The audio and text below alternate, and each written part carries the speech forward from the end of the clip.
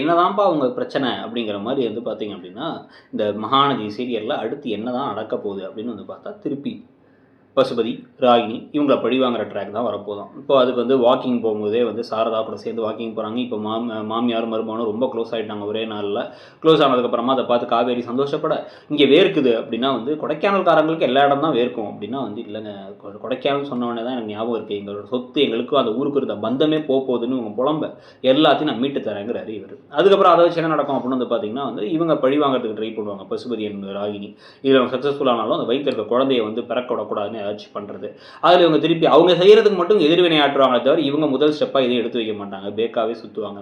அது நடுவில் வந்து பரவாயில்லைங்க, கதைன்னு ஒன்று இருக்கோ இல்லையோ, தாத்தா பாட்டி வீட்டுக்கு போகல, தாத்தா பாட்டி வந்து அங்கே வந்து சுற்றி கெட்டவங்களாக இருக்காங்க, இருந்தாலும் அவங்களை தனியாக விட்டுருக்கமே அப்படிங்கிறத பற்றிலாம் எதை பற்றியும் கவலைப்படாமல் இங்கே நம்ம ரொமான்ஸ் பண்ணால் போதும். இதே ஜோடி ஒரே டைலாக்கை வெவ்வேறு இடத்துல வெவ்வேறு ட்ரெஸ்ஸில் பேசினா ரீல்ஸ் மாதிரி நாங்கள் அதை பார்ப்போம் அப்படின்னு ஆட்கள் இருக்கிறதுனால இப்போதைக்கு வந்து பரவாயில்லாமல் கதை போகுதுங்கிறத பற்றி உங்கள் கருத்து என்னங்கிறத சொல்லுங்கள். தேங்க்யூ.